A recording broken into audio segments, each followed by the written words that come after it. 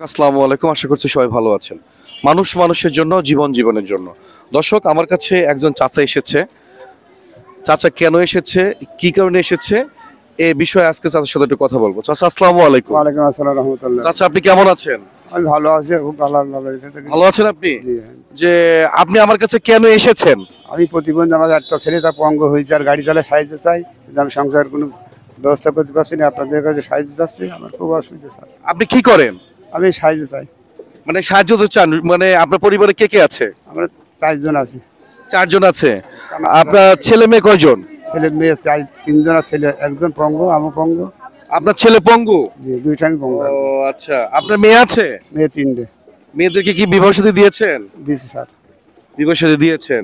তাহলে এখন আপনার এই যে হাত, এটা কি জন্মগত, মেশিন অ্যাক্সিডেন্ট থেকে কেটে পড়ে গেছে। মানে মেশিনে অ্যাক্সিডেন্ট করার কারণে এই হাতের এই অবস্থা হয়েছে? জি। এখন তাহলে এই যে আমার যারা দর্শক আছে, অনেক হয়তো বা হাজার হাজার দর্শক আপনাকে দেখবে, আপনার কাছে কি কোনো চাওয়ার আছে? দর্শকের কাছে কোনো কিছু চাওয়ার আছে? একটু সাহায্য চাচ্ছি আপনাদের। কি সাহায্য চান বলেন? অর্থ চাই যদি স্যার। কেউ সাহায্য করে, এই টাকা দিয়ে আপনি কি করবেন? আমি তখন ছাগল গরু কিনে পুষবো বাড়িতে। আপনি কি 3 বেলা খেতে পারেন এরকম? আপনি কি স্বাবলম্বী? না। 3 বেলা খেতে পারেন না, মানে আপনার ইনকাম, আপনার ছেলের ইনকাম, আপনার ছেলে হচ্ছে প্রতিবন্ধী, আর আপনার হাতের এই অবস্থা, ভারী কোনো কাজ আপনি করতে পারেন না, তাই তো? তাহলে আপনি শুধু কি করেন, ভিক্ষাবৃত্তি করেই চলছেন, তাই তো? তাহলে বলেন, দর্শকের কাছে কিছু একটা বলেন, আপনি কি চান? আমি সাহায্য চাচ্ছি আপনাদের কাছে। এভাবে বললে হবে না। আমার যারা দর্শক আছে তারা তো আপনাকে দেখছে, আপনি কি কারণে তাদের কাছে সাহায্য চাচ্ছেন, আপনার কি সমস্যা, আমি একটু খাওয়া তারা যদি টাকা পয়সা আপনাকে পাঠায়, এই টাকা পয়সা দিয়ে আপনি কি করবেন? আমি একটু ব্যবসা প্রতিষ্ঠান করবো একটু, তাই। মানে আপনি একটা ছোটখাটো একটা ব্যবসা প্রতিষ্ঠান করবেন, যাতে মানুষের কাছে ভিক্ষাবৃত্তি আপনাকে না করতে হয়, তাই তো? তাহলে আপনার ছেলে যে প্রতিবন্ধী, আপনার ছেলে কোথায়? গিয়েছে, সাহায্য চাইতে গিয়েছে।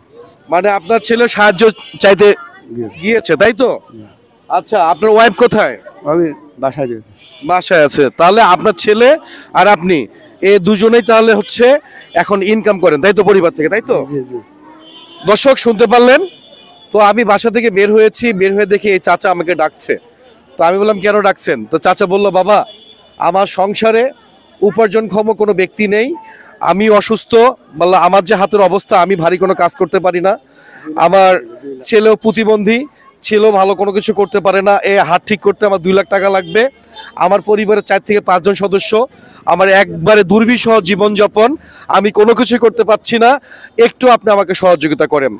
দর্শক, আপনারা জানেন আমরা যে মানবিক কাজগুলো করি, অর্থাৎ ছোট ছোট আকারে আমরা কাজগুলো করার চেষ্টা করি। তো আপনাদের কাছে একটা চাওয়ার আছে, হয়তো বা আমি কখনো আপনাদের কাছে কোনো কিছু চাইনি। আমি একটা কথা বারবার বলি, মানুষ মানুষের জন্য, জীবন জীবনের জন্য।